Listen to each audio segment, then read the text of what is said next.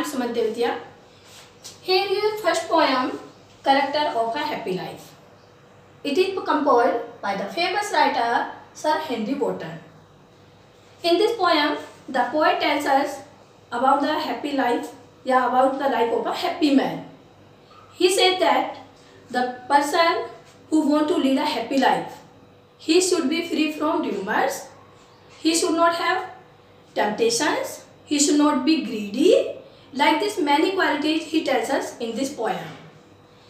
In this poem, the poet used poetic device like figures of speech. In this poem, many figures of speech are used like oxymoron, metaphor and personification. Qualities of a happy person, he tells us many qualities of a happy person like freedom, honesty and truth. Here it seems that poet is influenced by the philosophy of a Bhagavad Gita. यहाँ पे ऐसा लगता है, इस poem को पढ़ने के बाद आपको भी फील होगा कि ऐसा लगता है कि जो हमारे पोएट हैं ये हमारी जो भगवद गीता है, रिलीजियस एपिक है भगवद गीता, इससे इन्फ्लुएंस्ड है. यानी कि भगवद गीता का उन पर बहुत प्रभाव है, क्योंकि उन्होंने बहुत सारी बातें इस पोएम में ऐसी बताई हैं कि जो भगवद गीता में बताई गई हैं.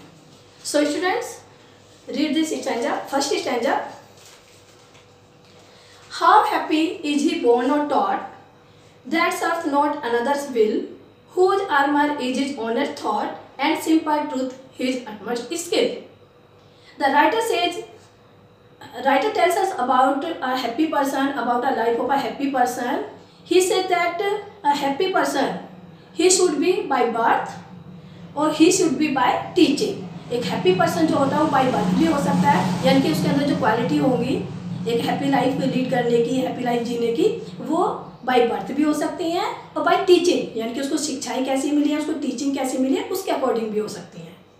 That serves not another will. The poet tells us that a happy person do all the things according to his own will. वो जो भी काम करता है वो अपनी इच्छा से करता है, not another's will, not according to another's will. दूसरों की इच्छा से काम नहीं करता, वो अपनी इच्छा से काम करता है, यानी कि वो दूसरों की इच्छाओं का दास नहीं होता. Whose armour is is honest thought. और ये राइटर कह रहे हैं यहाँ पे कि जो उसका आर्मर है वो उसका जो उसके ऑनेस्ट थॉट है, जो उसके अच्छे विचार हैं, जो उसकी ऑनेस्टी है, ईमानदारी है, वो ही उसको आर्मर का काम करते हैं. आर्मर का मतलब सुरक्षा कवच बोलते हैं जिसको, यानी कि प्रोटेक्शन का काम करते हैं. It means writer said that he need no any protection. उसे किसी प्रोटेक्शन की जरूरत नहीं है. उसके जो ट्रूथनेस है, उसके जो ऑनेस्ट थॉट हैं, वही उसको प्रोटेक्शन का काम करते हैं, वही उसको प्रोटेक्शन देते हैं. And simple truth his utmost skill. वो जो उसकी सिंपल ट्रूथ है वही उसकी मेन क्वालिटीज हैं, यानी कि ये उसको गॉड गिफ्ट दिए हुए हैं, ये गॉड गिफ्टेड है. ये जो क्वालिटीज उसके अंदर हैं ये सारी उसको हैप्पी लाइफ लीड करने में हेल्प करती हैं, यानी कि वही पर्सन सुखी है, वही पर्सन हैप्पी है जिसके अंदर ये क्वालिटीज हैं. Clear students? Next stanza. इस whose armor, see in first stanza, whose armor is his honest thought. In this line metaphor is used. In this line metaphor is used. Whose armor is his honest thought. जो armour है और honest thought है, इनमें metaphor use हुआ है. Read next stanza.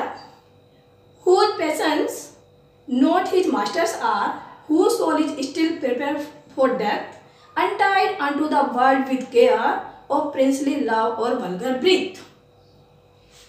Here the personification is used in first line.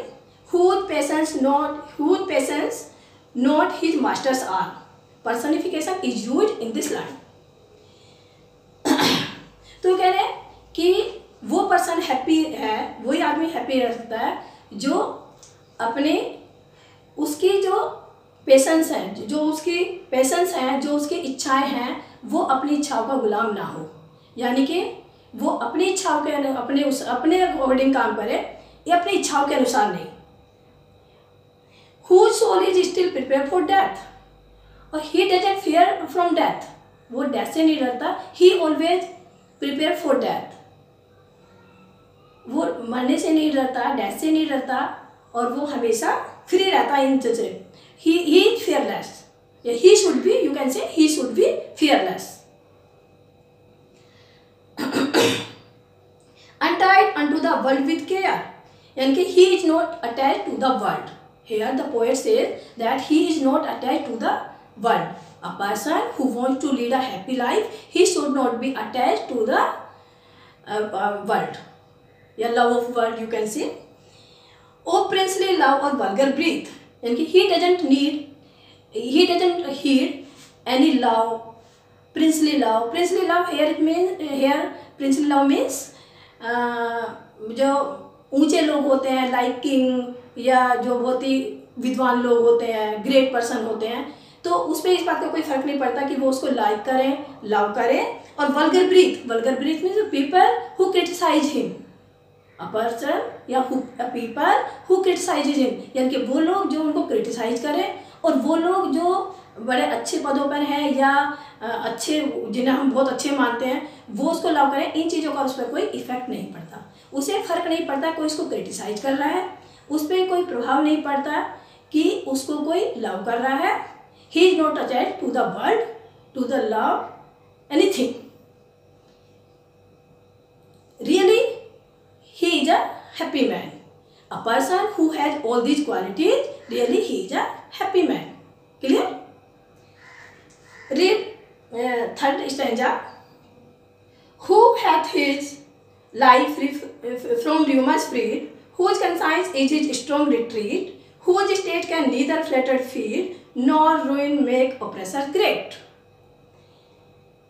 In this first line of this stanza, the poet said that a happy person should be free from rumors.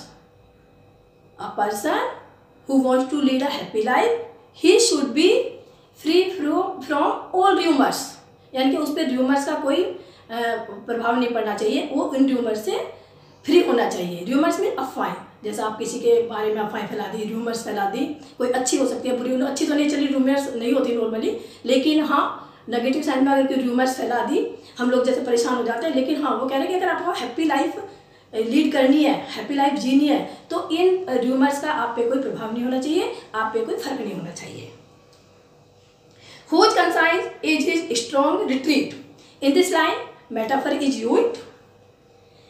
Whose conscience is his strong retreat, यानी कि comparison हुआ है यहाँ पे conscience और strong retreat के बारे इसमें। conscience में inner soul, जिसके inner soul ही उसको retreat means refuge, यानी कि शरण देने का काम करती है। शरण का मतलब गाइड देने का काम करती है, यू कैन से गाइड, कि उसकी इनर सोल जो होती है, कंसाइन जो होती है, वही उसको गाइड करने का काम करती है, वही उसको गलत काम करने से रोकती है, यानी कि गाइडेंस जो करती है उसकी इनर सोल करती है, यानी कि he does work according to his inner soul. Clear? He does the work, he does his all works according to his inner soul. Clear?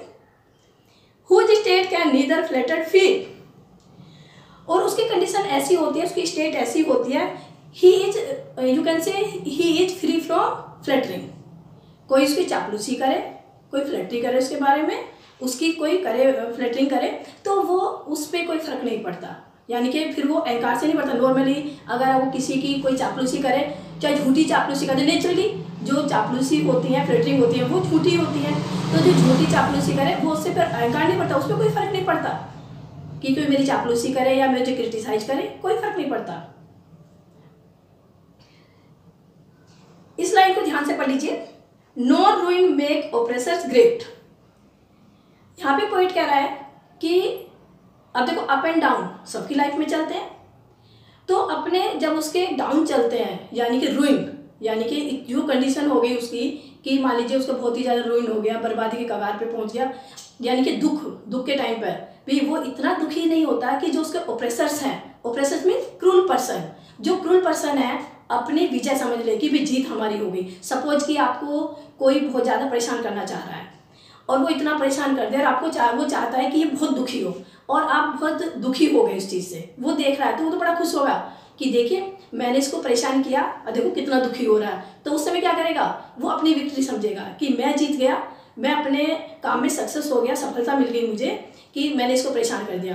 कहने का मतलब कि कोई जितने भी लाइफ में अप्स एंड डाउन्स होते हैं वो अप्स एंड डाउन्स में सेम रहता है, ना उस पर अप्स का फर्क पड़ता है ना उस पर डाउन का फर्क पड़ता है। यानी कि डाउन के टाइम में भी, अपने रूइन के टाइम में भी वो इतना दुखी नहीं होता कि जो ओप्रेसर्स हैं, जो क्रूल पर्सन है, यानी कि उसका एनिमी है, यू कैन से, कि वो अपने को विजयी समझ ले या सोच ले कि मैं सक्सेस हो गया। These are the qualities to lead a happy life. The poet tells us about many qualities, many good qualities. Here are some out of these qualities. So students, thank you very much. Last three stanzas will be covered next time. Thank you very much.